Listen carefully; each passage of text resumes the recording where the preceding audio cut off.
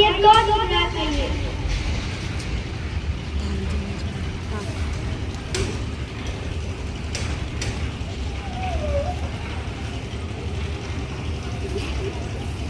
ગામવાસીઓ શરમાઈ જાય છે અને મહારાજની સાથે કચરો વાળવા લાગી જાય છે.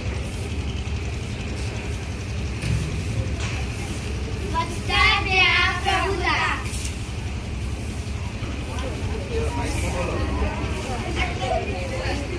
સ્વચ્છતા ત્યાં પ્રભુ.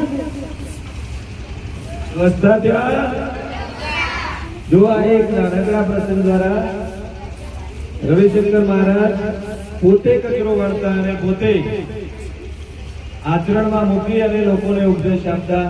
લોકોને પણ એમને એમ થાય છે કે ભાઈ મહારાજ છે છતાં કચરો વાળે છે તો આપણે પણ સ્વચ્છતા રાખવી જોઈએ. આના પરથી આજે આપણે એ નક્કી કરવાનું છે ભાઈ, તમારે બધાએ અહીંયા જોવાનું છે. આપણે એવું નક્કી કરવાનું છે કે આ મેદાનમાં સ્કૂલના કેમ્પસમાં કોઈ પણ જગ્યાએ કચરો નકામી વસ્તુ આપણે પડીએ છીએ તો એને ડસ્ટબિનમાં કચરા પેટીમાં નાખીશું. નાખીશું ભાઈ? ભાઈ મૃત્યુથી ડર નથી લાગતો? ભાઈ હું રવિશંકર મહારાજ છું. તારી પાસે જે હોય તે તું મને આપી દે. ભાઈ મારી પાસે કાંઈ નથી. આ કપડાં, આ લાકડી અને લોટો છે. તારે જોઈએ તો લઈ લે. તારી પાસે જે હોય તે આપી દે મને તું. મારી પાસે તો પ્રેમ અહિંસા છે. એ જોતું હોય તો તને આપું.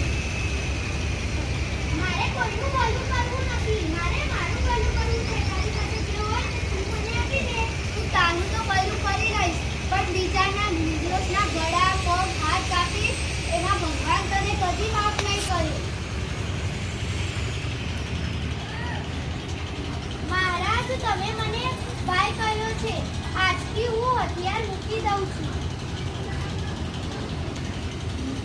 શાબાશ. હું પણ કામમાં જઈને પોલીસ જોડે માંગણી કરીશ કે